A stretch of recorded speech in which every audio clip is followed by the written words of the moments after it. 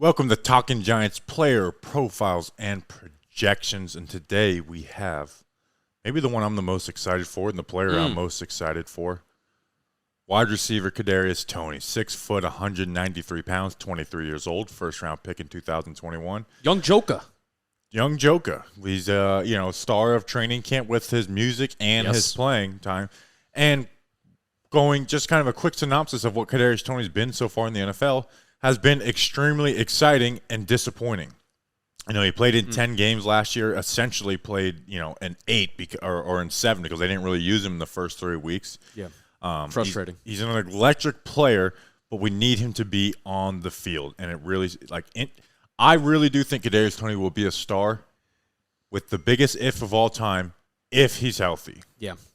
Yeah, I agree. And is it bad in my brain that I'm not even acknowledging that 2021 happened for Kadarius Toney? I'm only acknowledging the fun parts of it, but I'm not acknowledging that. It's so tough to talk about health. And I'm going to drop an F-bomb about a minute into this. I fucking hate talking about health. I hate talking about if this guy is healthy, if this guy's is healthy, blah, blah, blah, blah, blah. Because Kadarius Toney, when you're not factoring in the health, can be such an exciting player, is an exciting player, even in a system and even in an offense last year that was so boring and clearly did not want to feature him unless they had to, which that was the most frustrating part about his season. Even more than his health is that Jason Garrett and that Giants offense last year, they only featured Kadarius Toney literally when they had to because everyone else was hurt. Yeah, and then they learned quickly, we should actually play this guy and use him and be a target on third downs and trying to get big plays out of him. They drafted him in the first round. Last year, he had 39 catches, 420 yards, 0 touchdowns on a 68% catch rate. Yeah. But he averaged 42 yards per game, which was second best on the team to Sterling Shepard. So already second best on the team. But if you factor in the fact that when the games he actually played, he averaged 5 catches for 58 yards, which would have been first on the team. And that essentially goes to an 1,000-yard season. So, if the games he actually played, he was on pace for that. But he's an electric athlete who can play all over the field, outside, slot, wherever. He's going to play mostly on the outside this year. Yep. And, again, he had the offseason knee surgery. And I know it's the if healthy. But when you look at his last year, he had COVID 2 times. Hopefully that doesn't happen again. Hamstring injury, quad injury, ankle injury, thumb injury, oblique injury, and shoulder injury. So not even counting COVID, he had 6 different injuries last year. Well, when you put it like that, I forgot about all that. Well, clearly I did ignore that in my brain, huh? Yeah, that's why it's, when you talk about, if, but with him it's such a huge if because there was just so many different ways he got hurt.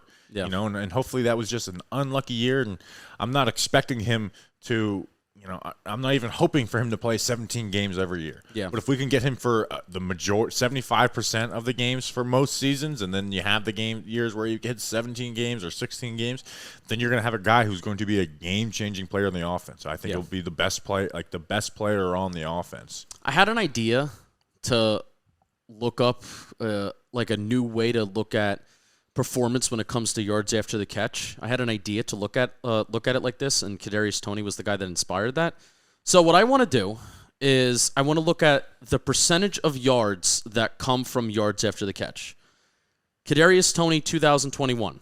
He had 220 yards after the catch. He had 420 total yards. That's 52% of his total yards are coming after the catch. Let's compare that to Shep's 2020, who's not really known for, he's not a tremendous yards after the catch guy, but, he's an average wide receiver, gets open, yada, yada, yada. 2020 was a bigger sample size than 2021 for Shep.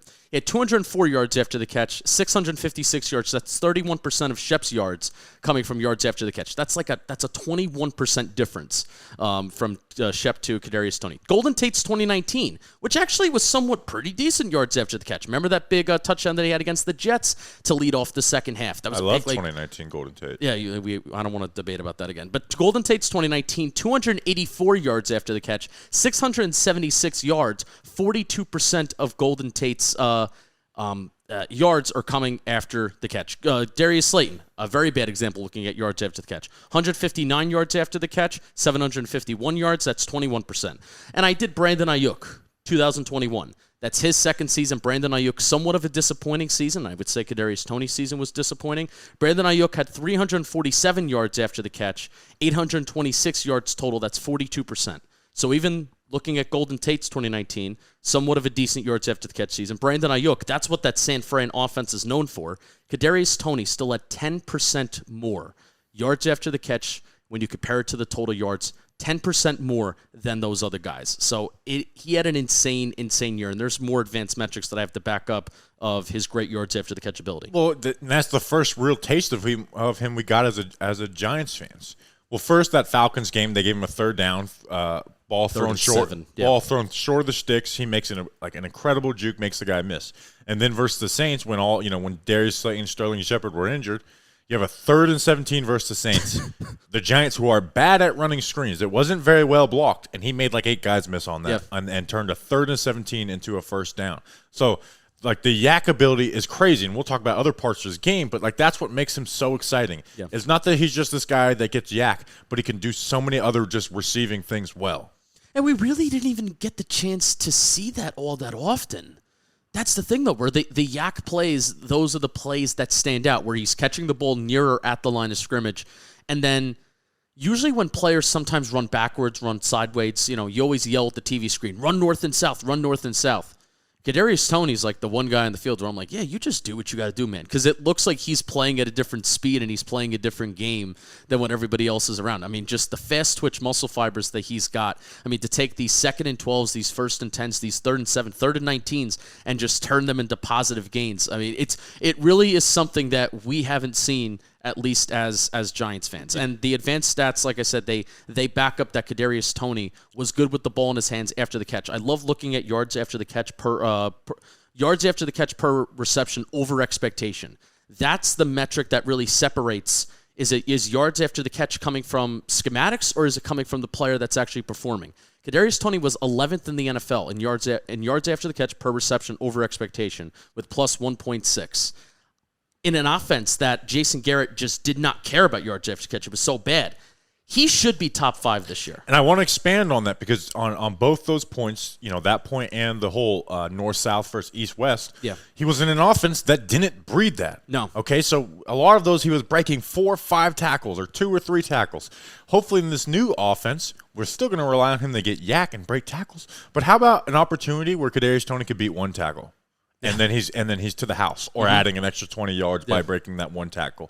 Instead of when you're playing the Bucks and it's like he's got 5 catches for 48 yards, but they're essentially all yak because they're quick passes. And you're seeing plays where he's literally avoiding like 4 or 5 guys on a given play because for a 5-yard play. It's crazy. So I have written down here, some of the things that we've seen during training camp. I'm getting way too excited about Kadarius Toney, seeing him at training camp. Before camp, I didn't want to have too many high expectations. Like, you're over the moon. Like, you think he can be a superstar. I'm trying to contain myself a little bit, but this training camp has got me all in. I mean, push passes, sweeps, screens, these things that, you see Brian Dable, but especially coming from the Kansas City side of things, what Mike Kafka and the Kansas City Chiefs have been able to do with getting the ball in their weapons' hands. It has me so excited for what Kadarius Toney could do. Well, let's talk about just normal wide receiver play besides yak and all those manufactured touches. As a route runner, he needs to work on some timing stuff. He's not the most reliable when it comes to timing, but the way he works leverage. And it's like, okay, this guy's playing inside. Bam, I'm going out. Works leverage is extremely good, and that stuff, like that ability to cut, that's something that Wandale struggles with. Like, he doesn't work that leverage. So he's able to get open running the regular route tree, and we talked about the elusiveness, but the speed is awesome. He's not the fastest guy in the NFL, but the speed is awesome to get him vertical. You saw that happen at Florida versus Alabama in the SEC championship, where he just beat a guy off the release, and you have a 50-yard touchdown down the sideline. So working those things. And everyone brings up the Cowboys game, which obviously was his best game, was amazing, and the Saints game. But remember the Rams game? Yeah, you love talking about this. I do. I've brought it up 10 times, and hopefully there's some more games of Kadarius Toney where I don't have to bring it up as much. They had 5 passing plays. He had 3 catches for 36 yards. One was on a third and 15 speed out. That's a regular route. But because of his ability, because of the way the Rams were afraid to play Kadarius Toney, bam, he works. He starts inside, pops back out. You just converted a 3rd and 15 on a normal route, a normal timing route. You take a curl route and you beat one guy, and you're up the field. And I can't remember what the third one was, but he was going on pace to have another amazing game coming off that Dallas game, and then got hurt, which again has been the story of Kadarius Toney. But he has that ability to run the regular route trees, do things to convert on 3rd and long. But, like you said, manufacturing ways to get Kadarius Toney the ball. But, like, with the yak, let's get to where he has to break 1 tackle with the scheme and not 4 tackles to make it a salvageable play. You mentioned slot versus out wide before. 60% of the snaps he took in the slot last year, 40% out wide. It's going to switch this year. And then also, here's a little quiz for you. Don't look at my notes. So Sterling Shepard, we all know, led the team in targets on 3rd down. It's what he's done the last couple years. This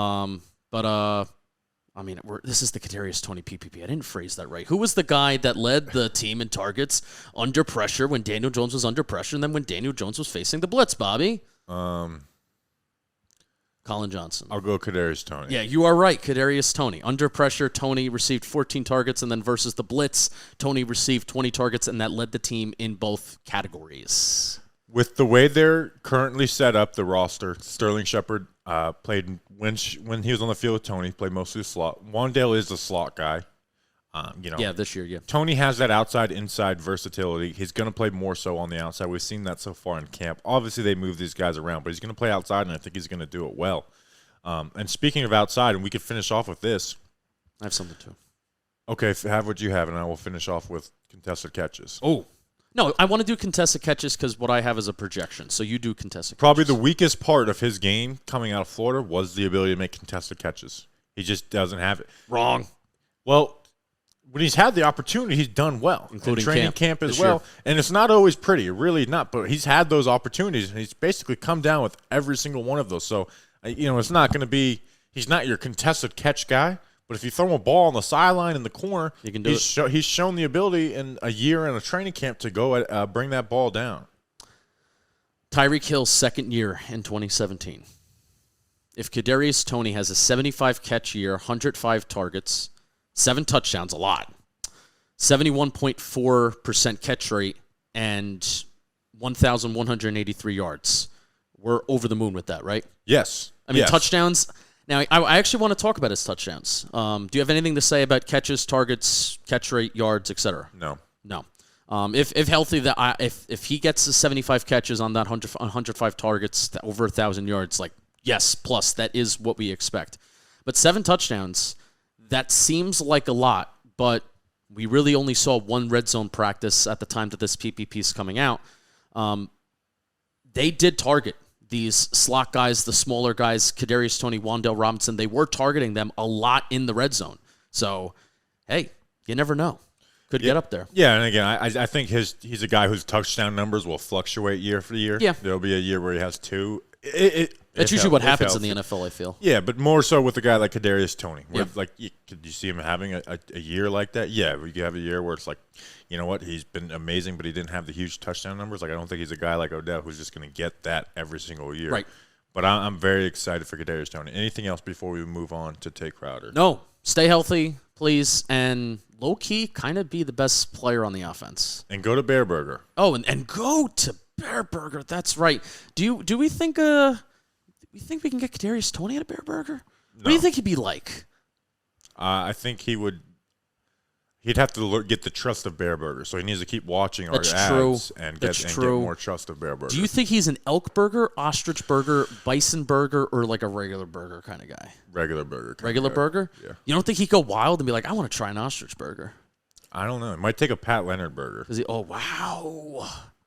We should try and get Bareburger to make a Pat Leonard burger, but make it bad. No? Because nothing at Bareburger is bad. And they have something for everyone, yes, even you. They're a burger joint, but they're not the type to be bogged down by the labels. Their menu is filled with options for everyone, regardless of dietary preferences. Whether you're 100% vegan or you think ketchup is a vegetable, they won't judge. Pat Leonard thinks ketchup is a vegetable. I wish Pat Leonard was a vegetable. There's only one dietary restrictions. That's really mean. Food that's made to taste great. Bareburger Kitchen Bar, we mentioned that they have elk burgers, ostrich burgers, bison burgers, a lot of exotic burgers. And for me, I'm getting kind of bored by the typical chain. Getting kind of bored with my burger options. I don't want a burger, that just has Swiss cheese on it, or, a cheeseburger with bacon on it. I want something that's a little different, and Bareburger's got that. So click the link in our description to find yourself at your new favorite happy hour spot, burger joint, and luncheon. Bareburger Kitchen Bar, they're sponsoring these PPPs. Thank you to Bareburger. All right, Tae Crowder, and his name is Crowder, not Crawford anymore, because Dave Gettleman is gone. 6'3", 235 pounds. Miss him. 25 years old. 2020, the 255th overall pick, Mr. Irrelevant In the 7th round. Tae Crowder. He's still fairly new to the linebacker position. He played running back in Georgia until the final 2 seasons. Now entering his 3rd year in the NFL. Just some raw stats this past year in 17 games: 130 tackles, 3 tackles for a loss, 0 sacks. 2 interceptions. Fun fact, both of his interceptions were versus running backs. David Montgomery and Jalen Hurts. In 2020, he had 11 games played, but 9 actual games at linebacker, 57 tackles, 3 tackles for a loss and a sack. Tae Crowder was a guy we liked going into last year, but he really struggled in 2021. Yeah. As the inside linebacker one with Blake Martinez down and taking the green dot and being the play call of the defense, he really struggled. And the question with Tae Crowder now is, how well does he play in his 3rd year in the NFL, but not with those inside linebacker 1 duties, because he cannot be a successful player as an inside linebacker 1. Before I talk about how I did not like Tae Crowder's 2021 season, I'm going to start off with something positive. I did a Giants history show called Bleeding Blue, and one of the exercises that we did this year is we went through each round of the NFL draft for the New York Giants and their history, and what players are the best taken from each round. Tae Crowder is already one of the best 7th-round draft picks in Giants franchise history, and he will continue to be one of the best and continue to move up in the respect, especially if he plays out his rookie deal and he is a starter and he's still a significant player that's kind of hanging around. So I want to throw that out there. Tae Crowder, kind of awesome, kind of cool that he's 7th-round pick, Mr. Irrelevant. And I thought he was underdrafted too. But yeah. You remember, they drafted T.J. Brunson, a linebacker. I was like, Tae Crowder's a much better player than T.J. Brunson. Mm-hmm. In fact, I liked him a lot more than a few guys they drafted before him. I thought he was like a 4th-round pick. So I want to provide that context. But Tae Crowder did not have a good 2021. I think he was put in a very, very bad spot with Blake Martinez going down and then him being thrusted into interior linebacker number 1. You can already make an argument that he was thrusted into the starting lineup in 2020 to begin with because he's a 7th-round pick, and being interior linebacker number 2 because everyone else was as Mr. Irrelevant, he was starting in week 5. Yeah. And he handled the interior linebacker 1 duties last year not very well, but helped keep the defense afloat. And because I think Patrick Graham was playing those 2 high shells, and they're really trying to prevent the explosive play, so often teams are targeting the intermediate part of the field against the Giants last year. That Tae Crowder was targeted a lot, and I know the coverage stats are very suspect on Pro Football Reference and Pro Football Focus, but they both had him being targeted over 75 times last year, which that is a lot. That is a lot of times that you are targeted. Yeah, but I think the main thing is just the run game. He was as the inside tackles, linebacker 1, and part of it, like you said, was Patrick Graham went to some more lighter boxes where in 2020 they didn't. They had every gap accounted for on the majority of snaps. But with that and having the linebacker 1 duties, he was slow processing what the offense was doing in front of them. He would miss his keys sometimes. Yeah, he'd be staring at the running back and the guards are pulling. Remember the Cowboys? The guards are pulling and Tae Crowder's just sitting there staring at the running back. It's no, you got to follow those guards, and the Cowboys are able to get a lot of yards outside the tackles. He was bad taking on blocks, and he didn't have great angles. There was which led to big rushing games, and I think this is not the big rushes that was the biggest issue with the Giants' rushing defense. It was the fact that they could get 4 yards pretty easily. No, yes, 100%. Yeah. Now, he was also hampered by having weak edges outside in the run game. Mm-hmm. Here's what the thing comes down to. He was at his best playing next to Blake Martinez, playing fast, free, responsibility next to Blake Martinez. Whether it was, you shoot a gap. You saw a lot of plays like that. They use him as a pass rusher at times. He looked better in coverage. He was able to get back. Blake Martinez was able to call things out. He's not worrying about, signaling to other guys. Like, there was a lot to like about Tae Crowder his rookie season, but that's all soured after last year, which was pretty damn bad. Yeah. Pro Football Reference, which I trust a lot of the stuff that they do, they only had him on the hook for a 5.8 missed tackle rate, and he did have over 100 tackles last year. But it just felt a lot worse. And, what is counted as a missed tackle? Obviously, when you maybe take a bad angle on a ball or you just flat out whiff on a tackle where you're falling at somebody's ankles, does that count as a missed tackle? I don't know. But with the eye test, it was certainly a lot worse. There was the one play that I thought was really the worst is Tom Brady, like almost hurdled over him. He put a stiff arm down. Tom Brady was scrambling, and then Tae Crowder fell at Tom Brady's ankles. It's like, dude, that's Tom Brady. You kind of have to tackle him, and that was on national television. So here's what I want to ask you. How do you fix Tae Crowder? Is it simply just him being interior linebacker number 2, and then he can kind of do what he wants and fly gap to gap, whatever? How do you fix Tae Crowder? That's a big part of it, but he's got a good ability to slip through blocks. But he really needs to learn how to take them on and deconstruct them with better strength and a better plan. When this guard is climbing up to me, I know which shoulder to attack. I know what to do with my hands. I know how to if I got to rip through, swim through, or just bully him up and take him on and drive through with my feet. So it's just. He's never going to be the greatest. He's never going to be Blake Martinez where it's like, man, this guy just knows how to take on blocks every play. But having more of a plan and not being as reactionary and just playing fast and free and playing in a more gap responsibility defense, which they will do with Wink Martindale, and playing freer and hey, man, go shoot this gap. Play free. That's where Tae Crowder is going to be at his best. Yeah, the Philly interception was awesome last year. You mentioned how a running back threw that. I mean, that was huge. That was an interception that was down in the red zone. The Eagles were driving. I believe it was at the end of the first half. It was the last play of the first half. Giants had, as everybody knows, the Giants had a lot of trouble, whether it's scoring points or just allowing points at the end of the first half. So that was big, and that was a pretty big win too. He makes plays. Remember the Washington game, his rookie year, the fumble return for a touchdown. I feel like there are times where Tae Crowder makes plays and he's fun, but I think need more consistency down and down. Just avoid the disaster moments, really, where I'm watching the game on Sunday and it's tough to see everything from the broadcast angle. So really, if I'm looking at the broadcast angle and I'm able to clip it the day of Tae Crowder had a really, really bad play here. He missed an angle, misjudged something. If I'm seeing that, that's not great. So avoid those disaster moments, and hopefully teams stop motioning out their running backs, and then Tae Crowder has to go out and guard and cover them, because it led to a lot of big passing plays last year.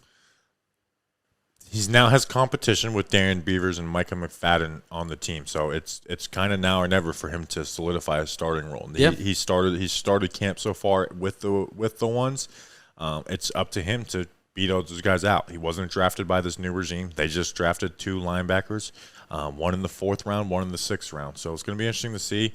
I hate that the tide has changed on Tae Crowder, because at the beginning of his career, he was the 7th round pick who I was banging on the table you need to play this guy over Devontae Downs, and he was fun. And then last year really soured on him. So hopefully we could get back to a good middle ground of just a solid player with Tae Crowder. So yeah, well, when you compare him to Devontae Downs, it's not a high bar. No, but he did look good his rookie year. No, he did. People were excited, and it was deserved. So we'll see you guys tomorrow. We'll have some recap of camp, another interview.